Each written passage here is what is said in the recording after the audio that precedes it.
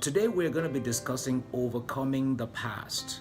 Overcoming the past. Now, why is this so important? We've been on a very progressive journey with regards to things that you need to know, things that you need to pay attention to, the skills that you need to develop in order for you to become successful. And then today, day 12, we are discussing overcoming your past.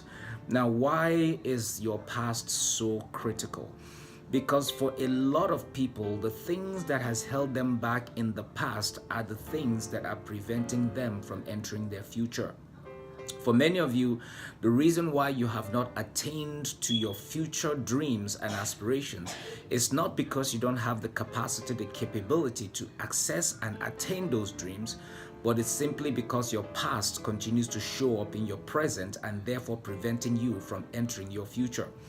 Now, what does the past mean? The past refers to your experiences and a few other things, but I have broken down that word past into four key acronyms. Number one, your parents.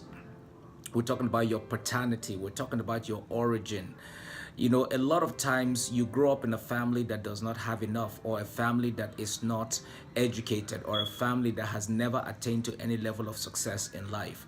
And so you are taught that you cannot ascribe to a dream of your own, meaning that you cannot go further than your parents ever went, because nobody ever went to college in that family. Nobody was a success in that family. Everybody in that family was a drunk. Everybody in that family was an alcoholic. Everybody in that family ended up poor.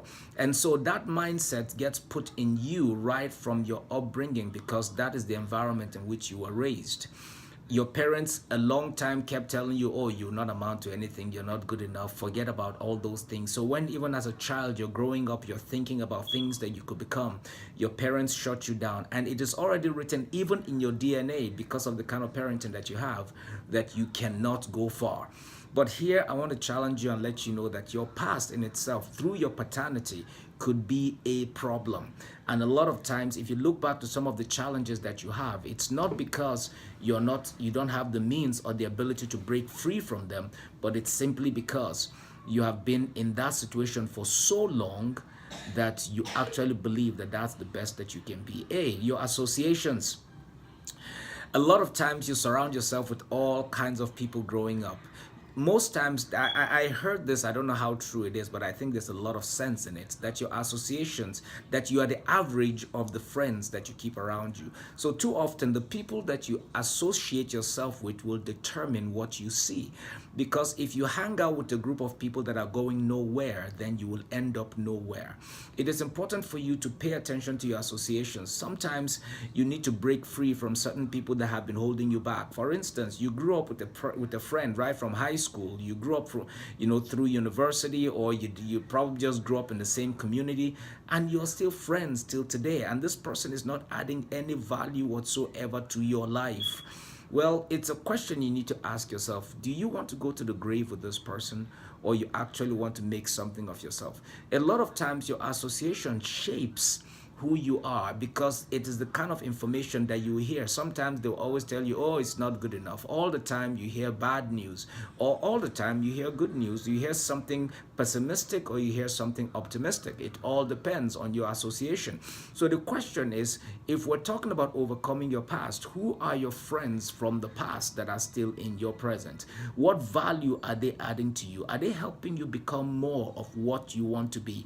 Are they driving you towards fulfilling your personal goals? Are they adding value to your life overall? Those are questions you need to ask yourself. If not, then what are they doing in your life? S, talking about your past, we're going through the acronym S. S stands for society. A lot of times, your society or your environment shapes your dreams.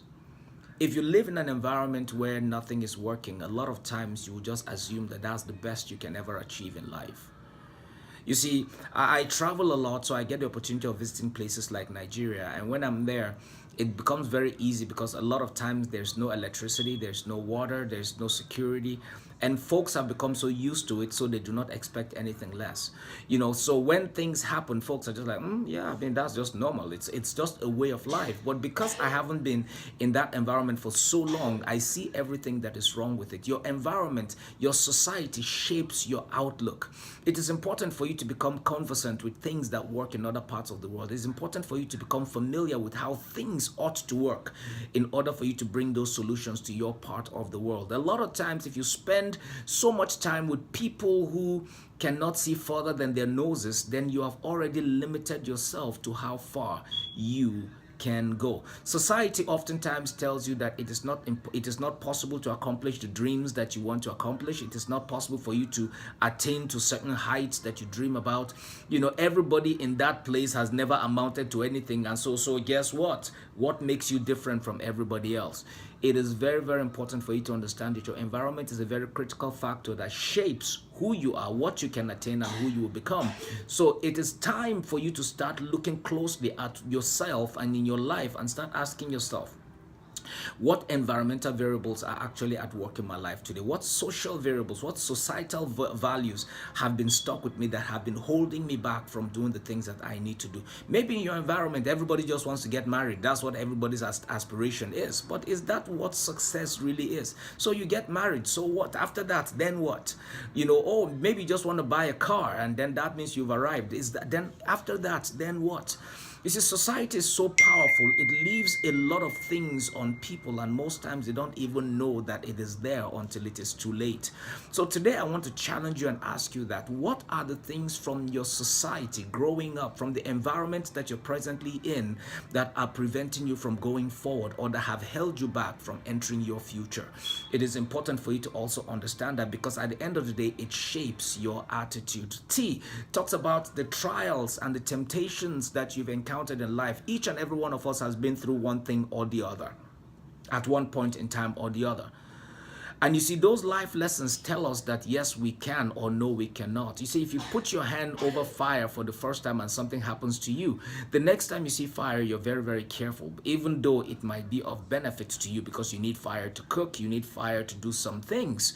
But you see, the fact is that you've had one bad experience in your past, and so you use that to become a template or a yardstick for determining what you can and what you cannot do. The whole concept about the past is that it shapes your subconscious about what you can attain and what you cannot. So today I want to challenge you to overcome your past. And how do you overcome your past? First of all, you overcome your past by recognizing the things that have been holding you back. Yes, it is important to know that you come from a poor home. Yes, it is important to recognize that you come from an abusive home. Yes, it is important for you to recognize that your parents said you'll never amount to anything, but that does not define who you are. They may have lodged some nuggets, they may have put in some seeds in your life that has been holding you back, but that is not who you are. Yes, it is important for you to also acknowledge that you grew up with people who have no clue, who have no plans for the future. In fact, their only dream is to inherit their father's house or their family home and sit down all day and be having meetings and doing crazy stuff. Yes, you're aware of that. Those are your friends, those are your buddies, but there's no rule that says that your friends in youth must become your friends in your old age, or they must become your friends in life. There is no rule about that. You can remain friends, but you cannot remain within the same circle of influence. It is important to also understand and appreciate, yes, that you are raised up in an environment where society teaches you that success is your enemy or that it is just not attainable. It is important to recognize the fact that you've been through difficult times, you've had challenges in life that you could not overcome, you've experienced pain on different platforms and different levels, you've tried things that never worked out. It is important to recognize all of these things, but recognizing them does not necessarily mean that that's an end in itself. It is just a yardstick for you to know the areas that you've fallen short, and you must never be limited by your past. The next thing that you need to do is take those limitations and then begin to speak to yourself that yes, you can do better, that yes, you can do better. What does that mean? Now, in your past, this is the way it works. Anytime your past has been a limitation, what happens is that you start telling yourself, it becomes a subconscious seed. That's why I said it is important to recognize that this is an attitude problem. Why?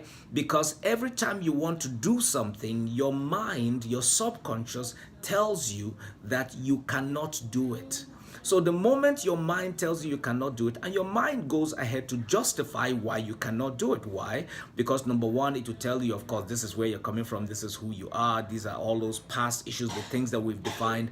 And then it now tells you that you cannot do it. And then you tell yourself and you believe in your heart that you cannot do it. And so whenever the opportunity comes for you to do something about changing that situation, you put in a very dismal performance. Why? Because you are already convinced that you cannot do it well enough, or that you do not qualify for that next level. So what do you do to reverse this whole situation? The same thing that got you to where you are is the fact that you spoke to yourself. Now, you cannot change your past, meaning you cannot change your paternity, you cannot change your associations growing up, you cannot change the society in which you grew up in, you cannot change the temptations and trials that you've had in your past, but you can change your future. And you can change that by, number one, telling yourself that you can break free from everything that has held you in the past, meaning that it is important for you to recognize and understand that, yes, I have the capacity to do better. Yes, I was raised up in a poor home, but this is who I am. I have the seed of greatness in me. I have the capacity to fulfill any dream that I set my mind to do. It means that you must spend time having positive affirmations to yourself, speaking to yourself, encouraging yourself, enabling, empowering, whatever thing you want to call it. But you must begin to speak to yourself. And because the more you begin to hear yourself say those things that you can do, you find yourself already believing inside, subconsciously changing or replacing those values that said you cannot do it. And then all of a sudden you find yourself giving yourself more effort, putting in your best to get better results, and then all of a sudden you find out that your outcomes are becoming better. If you remember at the beginning of this broadcast, or at the beginning of this series, there was something that I clearly defined, and that was the fact that each and every one of us is prone to events or things happening to us in life. But what will determine the outcome of your life aren't the events themselves, but how you respond to that event. And I gave you an analogy. If you remember, I said if somebody gave you a pot of soup right now, or somebody gave you ingredients for a pot of soup, two things are going to happen. It's going to come out beautiful. At the end of the day, everybody's going to enjoy a meal, or everybody's just going to go away and puke. Why? Because it is how you responded to those ingredients that life gave you that will determine what it is that you enjoy at the end of the day. All right. So now, how do you overcome it? Number one, start talking to yourself. Recognize that, yes, first of all, this is who I was. This is where I am coming from. This is my origin. And then number two, it is important for you to make a conscious decision to break away, to break free from all those things that have held you back. And then you begin to see the results that you desire. Number three, you need to start speaking to yourself. Be affirmative. Be sure to start speaking to yourself positive things, reminding yourself that yes, you can. When you find yourself on the ground, pick yourself up and begin to move from there, because you can do anything that you set your mind to do. Your past is only a platform that allows you to learn for you, so that you can be able to avoid the same mistakes in the future. Your past is given to you as a means so that you can be able to know where you're coming from and add greater value to other people in the future, so that they will not have to go through the same experiences that you did. So don't be ashamed of your past. Don't be, I talk about my past, both the good, the bad, and the ugly, because it is who I was. But it is not who I am, and it is by no means who I am going to be. So it is so important for you to acknowledge your past and make a conscious decision that you are going to change it. And one of the most powerful ways that you can change your future is simply by positive affirmation. So one, recognize that yes, this is who I was. Number two, make a firm decision that I am going to break free from everything that has hindered me from the past. Number four, Number three, begin to speak to yourself positive things about your capabilities and who you can be. And number four, if you ever find yourself falling back because of any of those things, remind yourself that it's a temporary setback. Get up, clean yourself up, and go back to work. And it is only a matter of time that you'll be swimming in the ocean of success. All right. So I want to thank you so much for joining me for another moment here of Private Transformation Minutes. My name is Dala Alfonso. Now, I want to charge those of you who are watching, if you have not joined my mentorship movement, at the top of this video, there is a link there. Click on that and subscribe. No, it is not. There's no need to procrastinate on this, and no, it is not automatic. You want to learn the things that make me who I am, or the things that I am interested, or the things that I believe in, then click on that link and be a part of the subscription so that you can be notified whenever new videos, new materials are coming out. And then also I can communicate to you outside of Facebook and other platforms so that you can be able to learn the things that we learn. Now, if you also want to watch the full series, so far we're on, this is part 12 of 30, means that there's 11 others that we've done. If you want to get access to those, you have to subscribe to our Private Transformation Network channel on YouTube as well, and take advantage of the materials that we are presenting you. All right. So thank you once again for joining me for another moment of Private Transformation Minutes. I hope that this message will be helpful to you. Remember, the things that I share with you here are so high level. They are very, very high level. It's just a way to just give you tips and tricks so that you can think about to find ways to improve your own life. But I want to encourage each of you to go and research on each of these topics that we've provided you, and go in depth so that you can become the very best version of you. And we have a few training programs coming up very shortly in the next month, mostly in the month of April and June. We have quite a few trainings going on in a city close by from you. So be sure to stay connected as well so that you can be informed about those. So thank you once again for joining me. My name is Dala Alfonso, and I hope that you all have a fantastic weekend. God bless you, and I will talk to you again tomorrow.